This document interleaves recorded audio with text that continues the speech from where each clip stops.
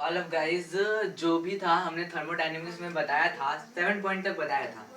7 point तक बताया था, कुछ प्रॉब्लम हो गई थी इस वजह से वहीं रोक दिया गया था। फिर 7 पॉइंट के आगे हम बताने वाले हैं। 7 पॉइंट तक हमने ये बताया था कि फॉरेनहाइट में वैल्यूज जो होती हैं और केल्विन और सेल्सियस में जो वैल्यूज थी उसको हमने बताया था, जैसे याद रखने के लिए।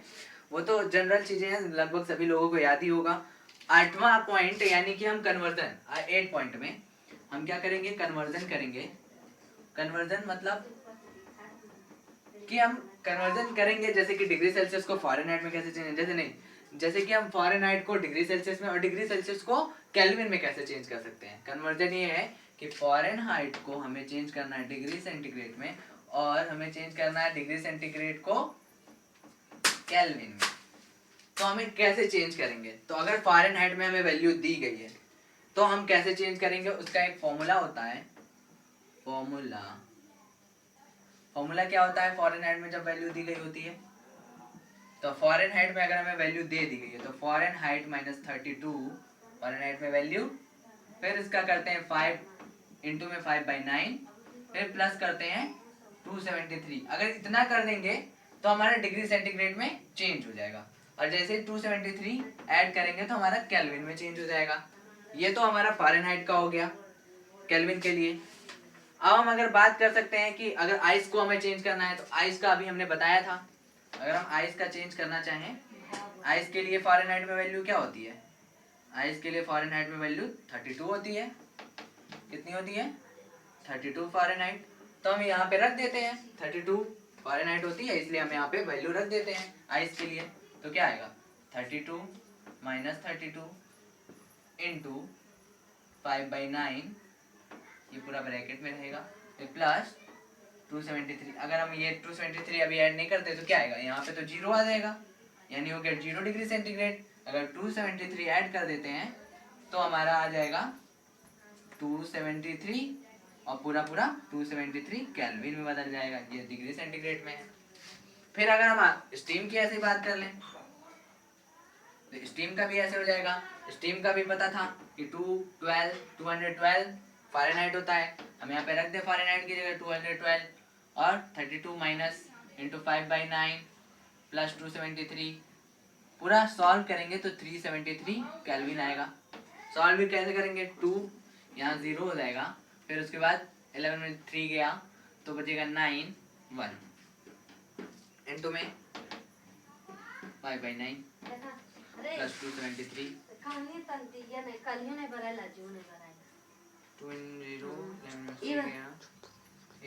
8 आएगा, गड़बड़ हो गई। तो 9 2 20 हो गया, और उसके बाद 100 हो जाएगा, फिर 273 हो जाएगा, तो ये तो सॉल्व हो जाएगा।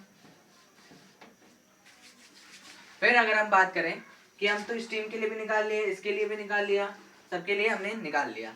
स्टीम हो गया, आइस हो गया, जनरली हमें यही मिलेगा थर्मोडायनेमिक्स के अंदर।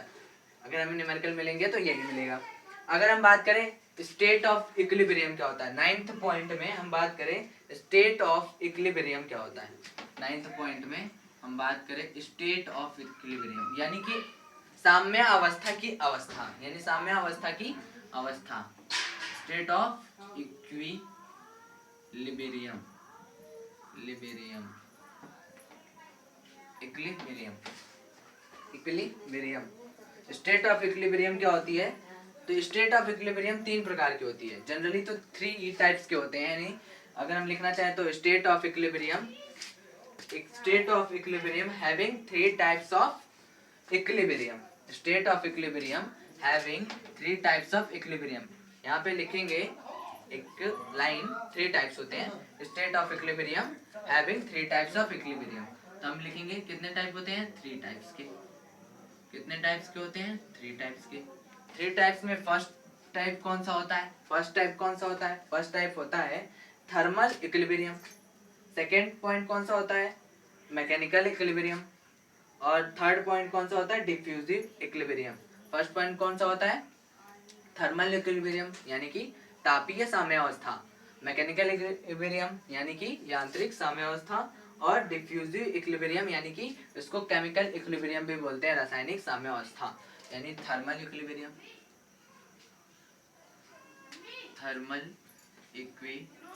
Equilibrium, thermal equilibrium. अगर इसमें क्या कांस्टेंट होगा, थर्मल है, तापीय है, तो टेम्परेचर कांस्टेंट होगा। क्या होगा, थर्मल इक्विलिब्रियम, यानी कि तापीय साम्यावस्था में क्या कांस्टेंट होगा, टेम्परेचर कांस्टेंट होगा, और सब चेंज होंगे, यानी प्रेशर, वॉल्यूम, और सब प्रेशर वॉल्यूम चेंज होंगे, लेकिन टेम्परेचर कांस्टेंट होगा, कांस्टेंट। और क्या है, सेकंड वाला हमने क्या बताया, मैकेनिकल वाला। मैकेनिकल वाले में प्रेशर कांस्टेंट होगा और वॉल्यूम कांस्टेंट होगा, यांत्रिकी है। Mechanical mechanical equilibrium, mechanical equilibrium. हाँ, तो मैकेनिकल इक्विलिब्रियम में क्या कांस्टेंट होता है, प्रेशर कांस्टेंट होता है, और क्या कांस्टेंट होता है, वॉल्यूम कांस्टेंट होता है। मैकेनिकल इक्विलिब्रियम में क्या कांस्टेंट होता है, प्रेशर और वॉल्यूम कांस्टेंट होता है। अरे ऐसे ही थर्ड वाला बचा, जिसमें क्या है, रासायनिक साम्यावस्था, जैसे कि इसको बोलते हैं केमिकल या डिफ्यूजिव।